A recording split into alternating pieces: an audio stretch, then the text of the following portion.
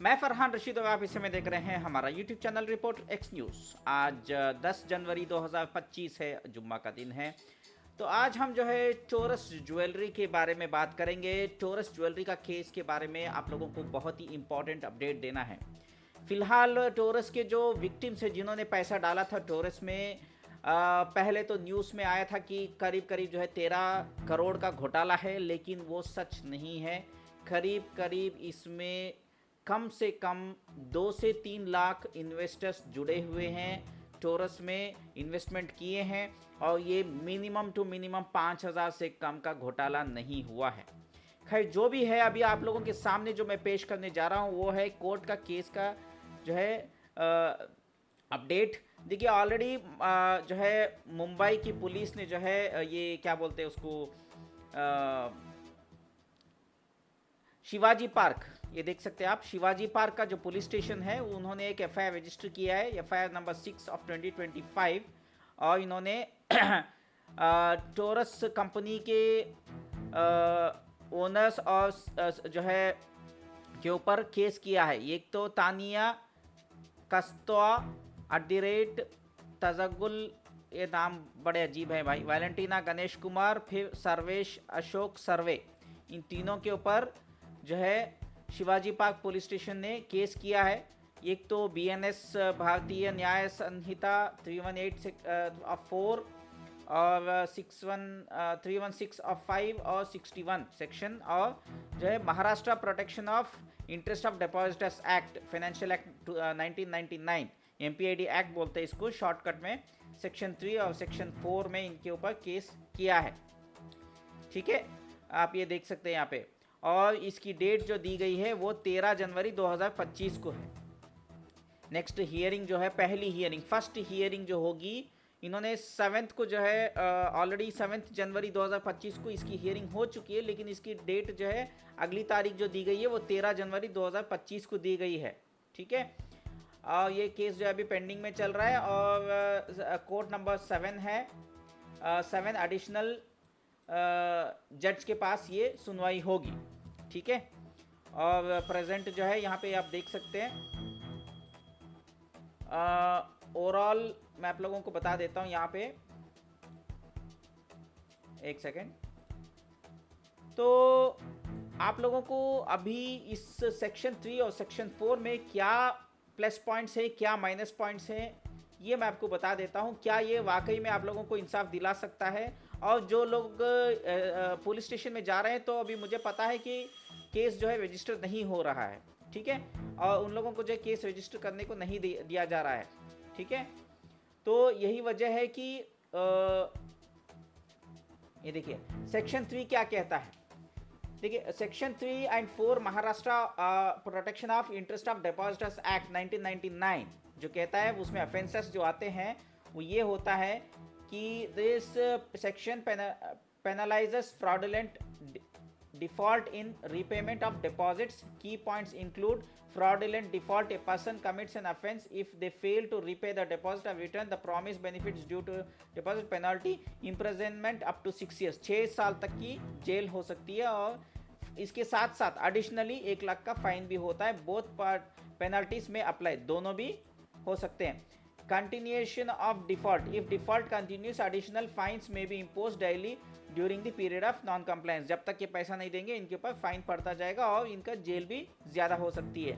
Section 4 जो है attach of properties, जितने भी प्रॉपर्टीज़ होते हैं अक्यूज्ड के, जो इस टोरस कंपनी के मालिक हैं और जिन्होंने भी एक स्कीम चलाई है, उनके प्रॉपर्टीज़ के ऊपर जो है केस होगा, और प्रॉपर्टीज़ जो है अटैच किया जाएगा, और वो प्रॉपर्टीज़ को सेक्शन 4 के तहत अटैच करने के बाद फिर नेक्स्ट जो है सेक्शन 5 के तहत भी इसमें कुछ कार्रवाई होगी।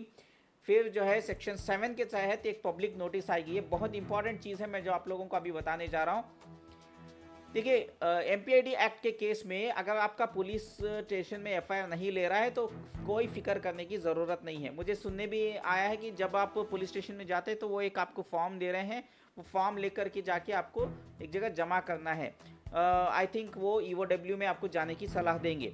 कि ईओडब्ल्यू का मतलब होता है इकोनॉमिक ऑफेंस विंग। एक कॉम्पिटेंट अथॉरिटी होती है जो एमपीएडी एक्ट के तहत काम करती है। ये भी एक पुलिस डिपार्टमेंट ही होती है, लेकिन ऐसे जो फाइनेंशियल फ्रॉड्स होते हैं उनकी इन्वेस्टिगेशन और उनका जो इन्वेस्टरों का पैसा देने का जो काम होता है वो ईओडब्ल्यू के अंडर आता है अगर एमपीएडी का केस रजिस्टर होता है। तो अब आने वाले दिनों में क्या होगा, अब 13 जनवरी 2025 को ज़्यादा से ज़्यादा क्लैरिटी मिलेगी। ये कोर्ट की अपडेट हम ज़रूर इस YouTube channel reporter x news में अपलोड ज़रूर करेंगे, अपडेट आपको ज़रूर देंगे। लेकिन आपको ये जो मैं बताने जा रहा हूँ वो बहुत ही इंपॉर्टेंट पॉइंट है। वो ये है कि बहुत जल्द आप लोगों को कहा जाएगा कि एक फॉर्म दिया जाएगा। वो फॉर्म को फिल करने के बाद आपको जो है अपने डॉक्यूमेंट्स, आपका जितना भी इन्वेस्टमेंट का डॉक्यूमेंट्स है, केवाईसी यानी कि आधार कार्ड, आपका जो है पैन कार्ड और आपका जो है बैंक अकाउंट का स्टेटमेंट जहां से आपने पेमेंट किया था टोरस को। अगर कैश में दिया था तो केस स्टैंड नहीं होगा, ये आप क्लियरली आप नोट कर लीजिएगा। कैश को ज़्यादातर जो है कोर्ट में बहुत मुश्किल हो जाता है प्रूफ करने के लिए कि आप एक इन्वेस्टर थे टोरस के करके।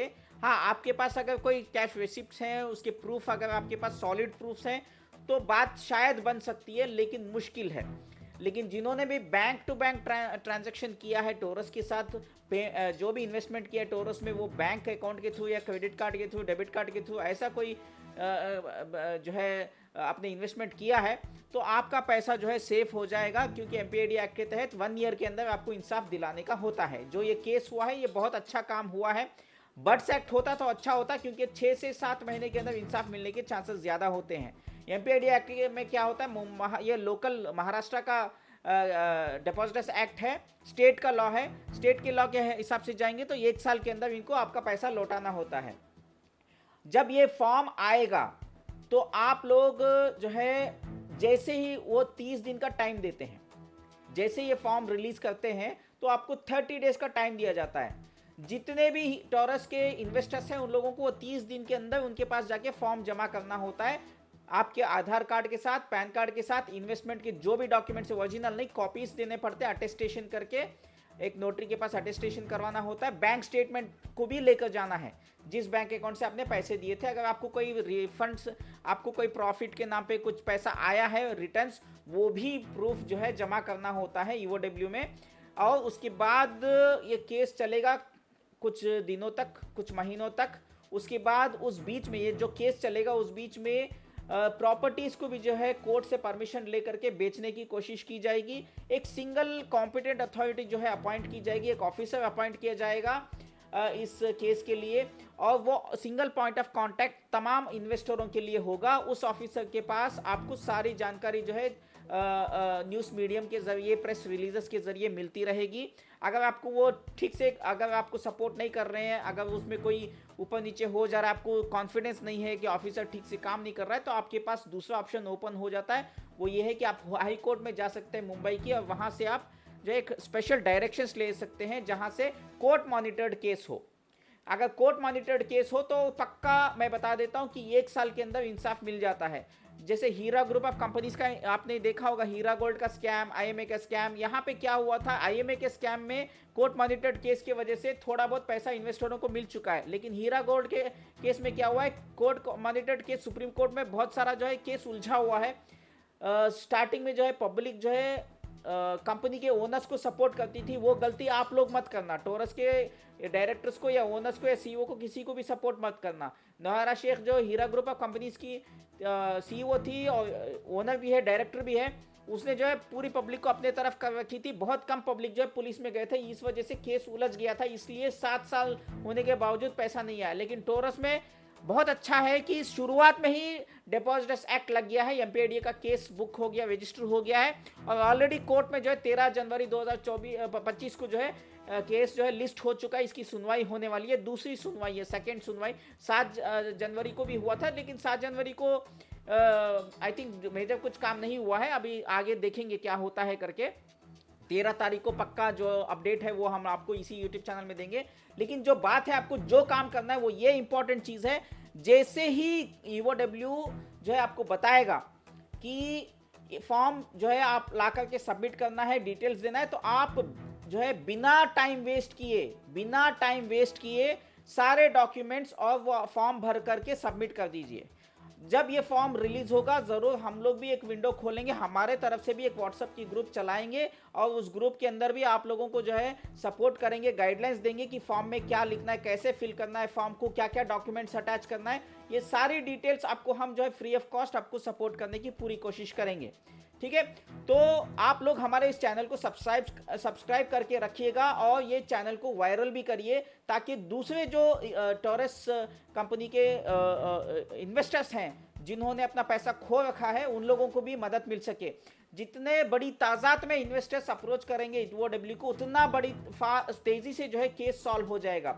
अगर आप लोग सिर्फ 10-15 लोग जाएंगे, 50 लोग जाएंगे, 100 लोग जाएंगे तो ये केस सॉल्व नहीं होगा। ज्यादा से ज्यादा लोग इसमें इकट्ठे होने, एक प्लेटफॉर्म पे होना है। आप एक दफा होना चाहिए कि हम सिर्फ लीगल फाइट ही करेंगे। आप ये नहीं सोचे, कभी भी ये नहीं सोचना है कि वो लोग तो गुमराह करने की कोशिश करेंगे। टोरस के कंपनी के फाउंडर्स और डायरेक्टर्स या ओनर्स जो भी हैं वो लोग आपको बोलेंगे हम पैसा दे देंगे। आप उस लालच में आके अगर उनके तरफ पलट गए और आपने अगर ये ईओडब्ल्यू से जो कंप्लेंट का फॉर्म आता है वो नहीं भरा तो आपको नुकसान होगा, इसमें केस में डिले हो जाएगा। ये डिले टैक्टिक्स खेलना बहुत अच्छे जानते हैं ऐसे जो फ्रॉड कंपनियां होती हैं।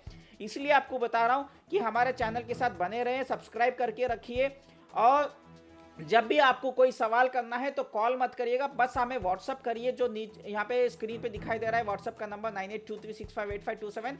सबसे मेन इंपॉर्टेंट चीज आपको ये करना है कि वक्ती तौर पे जैसे ही 30 दिन का विंडो खुलता है, 30 दिन की एक नोटिस आती है कि जो भी टोरस के इन्वेस्टर्स हैं वो लोग फौरी तौर पे हमारे पास ये फॉर्म फिल करके और डॉक्यूमेंट जमा करें।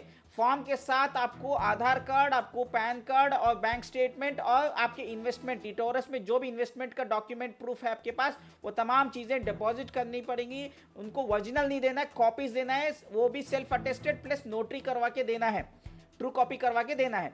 तो वो अभी आप अब से ही एक फाइल बना के रखेंगे तो बहुत अच्छी बात है। मैं ग्रुप में वो तमाम डिटेल्स दे देता हूं कि क्या क्या डॉक्यूमेंट्स आपको रेडी करना है, तो आप लोगों को बहुत आसान हो जाएगा। जिस दिन देखिए अभी 1 महीना 2 महीने के अंदर तो ये फॉर्म भरने का मौका शायद आपको नहीं मिलेगा, क्योंकि एक पब्लिक नोटिस देनी होती है। सेक्शन एमपीआईडी एक्ट के तहत सेक्शन 7 के तहत एक पब्लिक नोटिस आती है, वो इंग्लिश न्यूज़पेपर और एक मराठी न्यूज़पेपर, लोकल जो लैंग्वेज होता है यानी कि महाराष्ट्र है तो मराठी न्यूज़पेपर और एक इंग्लिश न्यूज़पेपर में एक पब्लिक नोटिस आएगी। जैसे ही वो पब्लिक नोटिस आती है इमीडिएटली आपको जाकर के अपना कंप्लेंट जो है फॉर्म के साथ, जो फॉर्म वो बोलेंगे वो फॉर्म लेकर के भर देना है। यहाँ पे कोई पैसा खर्चा करने की जरूरत नहीं है, सिर्फ आपको वकील भी नहीं चाहिए क्योंकि एमपीआईडी एक्ट ऑलरेडी जो है रजिस्टर हो चुका है। यहाँ पे आपको लॉयर की भी जरूरत नहीं पड़ेगी। हाँ, अगर लॉयर की जरूरत पड़ेगी मैं आपको वीडियो रिलीज करूंगा या तो आपको ग्रुप में बता दूंगा।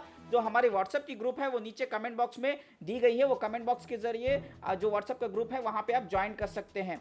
ज्यादा जानकारी के लिए आप मुझे व्हाट्सएप पे भी मैसेज करते हैं। फिलहाल बस इतना ही है, ज्यादा कुछ कहने को नहीं है। मेन इंपॉर्टेंट चीज ये है कि ये केस जो है ऑलरेडी महाराष्ट्र में जो है मुंबई के कोर्ट में जो एक सुनवाई हो रही है। नेक्स्ट हियरिंग जो है 13 जनवरी 2025 को। ठीक है, तो ओवरऑल आप लोगों को बोलने का सिंपल सी बात है कि आप डॉक्यूमेंट्स तैयार रखिए, बहुत जल्द पब्लिक नोटिस आएगी और आपको वो क्लेम फॉर्म, उसको बोलते हैं क्लेम फॉर्म को भरना है और सबमिट करना है ईओडब्ल्यू में। कौन से ईओडब्ल्यू में, वो तमाम एड्रेस डिटेल्स आपको व्हाट्सएप के ग्रुप में भी दिया जाएगा और यूट्यूब में वीडियो में भी अपलोड किया जाएगा।